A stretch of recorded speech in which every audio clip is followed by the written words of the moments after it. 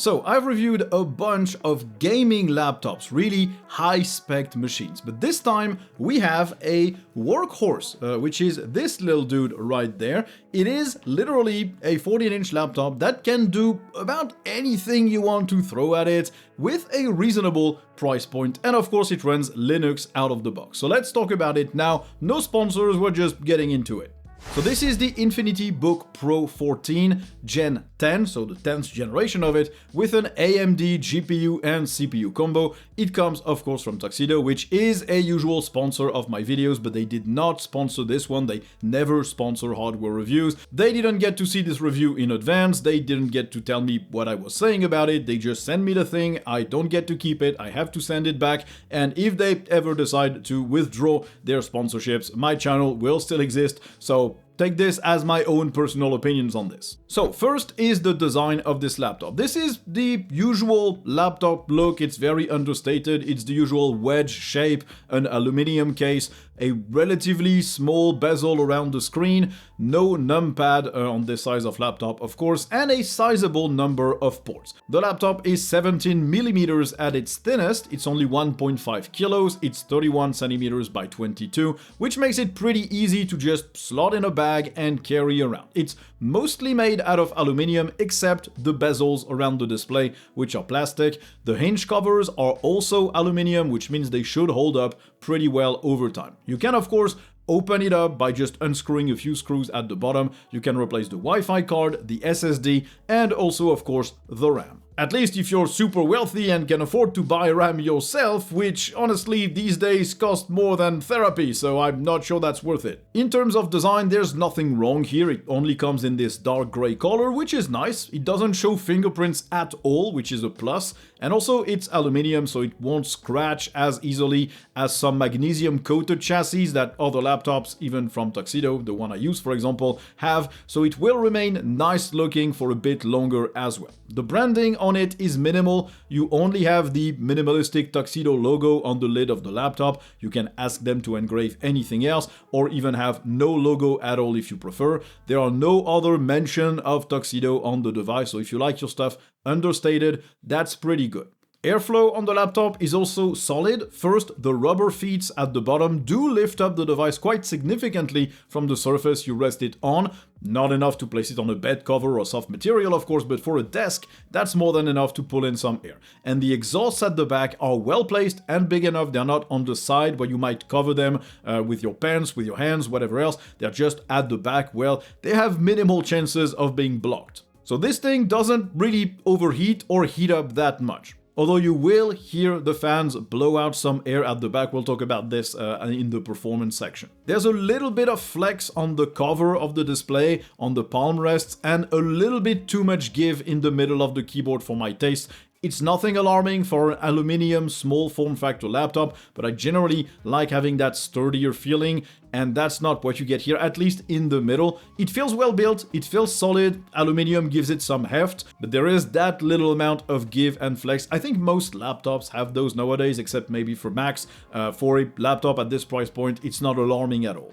In terms of ports, you have a big selection. On the left, you have a USB-A 2.0 port, a USB-C 3.2 Gen 2 port, which does power delivery, and DisplayPort 1.4a, and you have a headphone jack. On the right, you have a full-size SD card reader, two USB-A 3.2 Gen 1 ports, and on the back you have an HDMI 2.0 port, a USB 4 port, so USB-C that also does power, and DisplayPort 2.1, and you get a gigabit Ethernet jack. So two things here. First, the charging port on the back is nice. You don't have to have a cable in the middle of your setup jutting from the side. If you're left-handed, you don't have to have the cable block your mouse. If you're right-handed, you also don't have to charge it from there. From the back, works really well. It's neat, and it also means you could connect it to a display with that one USB 4 USB-C cable and have power delivery and display at the same time. It's really good. Second, USB 2.0 on the left isn't fantastic. I know it's useful for certain mice, certain peripherals, even sometimes just booting a Linux distro from a USB drive. There are sometimes fewer problems with USB 2, but it is starting to be really outdated at that point. Third, because yes, that's not two things, that's three, no barrel charger at all. I do not really like those barrel chargers. They are hard to replace, they are generally not angled right. Here you can just charge with USB-C, you just do have USB-C and that's all, and I think it's good. But the USB-C port on the side can only do HDMI 2.0, not 2.1, which limits the frame rates you can drive at 4K. Thanks HDMI Forum for not allowing AMD open source drivers to access that spec. Thank you.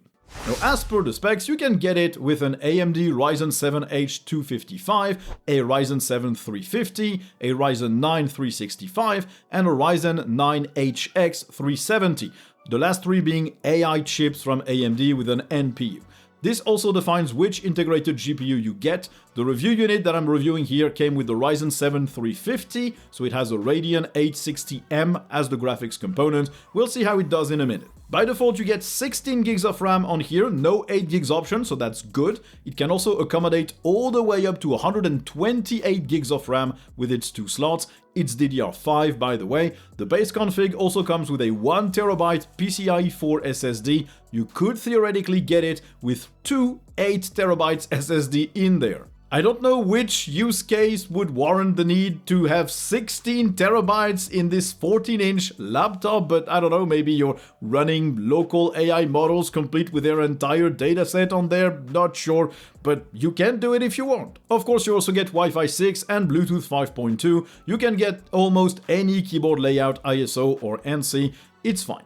Now, the display on that thing is really nice. It's 2880 by 1800, so it's 16 by 10, probably the correct aspect ratio for a 14-inch device, which is mostly going to be a productivity laptop. It goes up to 500 nits of brightness at 120 Hz refresh rate, although you can drop that to 60 for more battery life. It supports 100% of sRGB, the viewing angles are really good, it also supports variable refresh rate, it has an anti-glare coating that works really well, it doesn't reflect much light at all, it's very bright, color accuracy is solid, the colors are pretty vibrant, it is a really nice display. Now you do get a sizable bottom bezel, unfortunately it's kind of unavoidable with a 16 by 10 on a 14-inch if you want it to be like large enough, but still, it's not awful at all. You also have on top of that display an IR camera for face unlock. If you want to use that on Linux, there are a few programs that support it. And you also have the regular 1080p webcam, which is,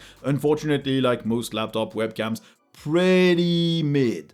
In terms of performance, I used, of course, Geekbench 6 to benchmark the CPU. This Ryzen 7 350 gets 2957 in single core and 13345 in multi-core, which is very solid. This is an 8-core 16-thread CPU. You will do about anything you want on there without slowdowns, apart maybe from AAA gaming. And even that depends on how recent that AAA game is, because those integrated AMD GPUs are not bad. Here it is an 860M, and in Horizon Zero Dawn at 1920 by 1200, so basically 1080p, I got 34 FPS with high details on average, with a minimum of 14 when the benchmark started running, and a max of 82. At medium settings, it went up to 40 FPS on average, which is not unplayable by any means, and that's with no upscaling at all on a relatively demanding game. You can, of course, run most indie titles no problems on that thing, and even some higher-end gaming titles, you can probably run them at just regular HD and upscale them to 1080p, and you'll probably be fine with that. Now, of course, the fan gets going when you do play those games, you can hear it, but there is no whine, it's just air being blown out of the back. The noise isn't really a problem. Temperatures stay reasonable as well, the laptop never felt burning hot even after those benchmarks. As per the battery life, I got about 9 hours when running at mid brightness with Wi-Fi on, playing YouTube videos in a loop. If you use it in a more stationary workplace kind of setting, but you can't really plug it in, I don't know, if you're in a co-working space with local office applications, you can expect a bit more than that.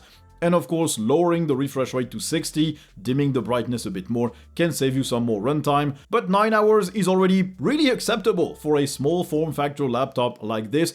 In terms of inputs, you get a relatively usual keyboard here. It's a membrane rubber dome keyboard. The keys are a bit small for my taste. There is a lot of space between the keys, which makes me think they could have went for maybe a little bigger size of key here, but it's fine. It doesn't generate any mistakes when you start typing. The sound it makes is nice, not too loud. The key press feels reactive, they feel bouncy. Although pressing keys a bit strongly in the middle of the keyboard does have some give and some flex, a bit more than I'd like, but I mentioned it already. It's not a bad keyboard, it's not the best, it works. It's not frustrating to use at all, apart maybe from the usual split up and down arrow keys, which I personally do not like at all.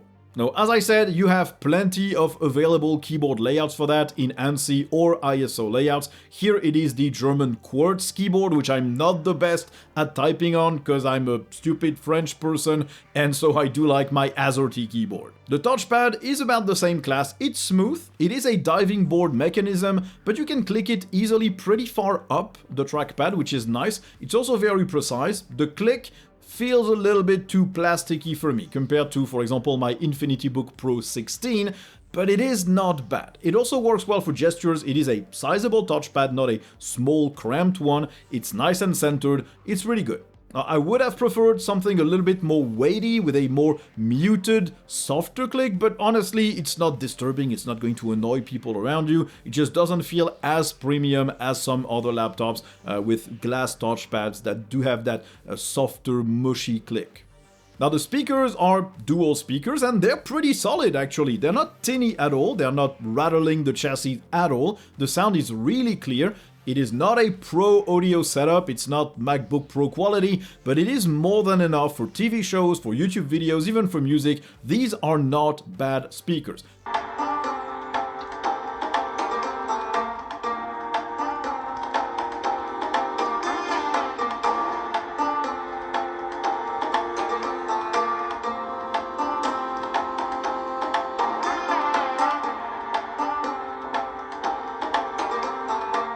The microphone is actually not bad at all here. The sound is pretty fine in my office. The gain is, as always, set way too high by default. It does pick up some amount of fan noise. It does pick up the touchpad clicks. It does pick up typing as well.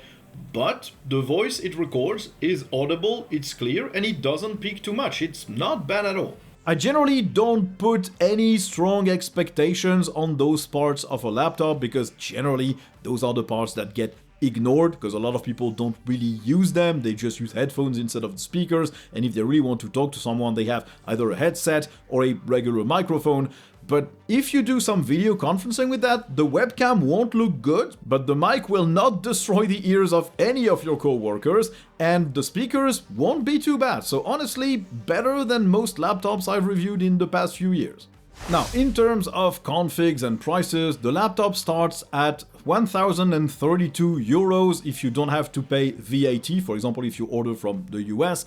In France, it will be about 1,200 euros with our 20% added VAT, which is massive, but not as massive as the one applied by other countries. For this, you get a Ryzen 7 255H, you get 16 gigs of RAM, you get a terabyte of PCIe 4 SSD, you get a really solid display, a well-built aluminum chassis, a keyboard that works really well with any keyboard you'd want, a touchpad that is nice enough to use, solid mic, solid speakers, and the usual bad webcam. And you also get Linux out of the box and the nice feeling of knowing that any Linux distro will just run perfectly on that thing. I think it is a fantastic device for developers, for students, for office work. It's just your regular workhorse laptop. You can throw about anything you want at it, including some gaming, especially at the higher CPU and GPU combos. You're gonna be able to play stuff at around the age of Horizon Zero Dawn at 1080p at medium settings. It's not an issue, and indie titles will run fine as well. But of course, that's not the point of this laptop. The point is to have something that you can slip in a bag that can use basically any kind of software you want, that is powerful enough, has enough storage. It's just your regular workhorse, carry it with me kind of laptop that can also turn into a workstation if you just plug it into a display with a USB-C cable. It's really versatile and it's really good and nicely built. At that price point, it's nice. And also by buying it, you support a company that works on Linux. Tuxedo is based in the EU, they ship to most countries in the world, but they also do create drivers for the specific little things that those laptops need, and they do upstream those drivers. They have a process trying to merge everything that they made for their laptops in the Linux kernel so everyone can benefit. So that's also something kind of cool. You're supporting someone that actually wants your system, your operating system, to work, which is good. Anyway, this will conclude this look at the InfinityBook Pro 14. This is a laptop that anyone can pick up, can use. I think the price point is affordable enough for what you get. There are a few nitpicks here and there. The webcam is still the usual kind of terrible thing. There's a little bit too much give. I think the touchpad could be a little bit better, but honestly, it's not frustrating to use in the slightest. It's big enough. It's a good laptop, unless you need a lot more ports, a lot more horsepower, in which case they have other options. But this, for a 14-inch laptop, I think really reaches what you'd want out of such a device. Anyway, if you want to check it out, I left a link to it in the description, not sponsored or affiliated or anything. And as usual, you have all the links and the YouTube buttons and all the things that you know either in the description or underneath this video. You know why you should click them. Thank you all for watching, and I guess you'll see me in the next video. Bye!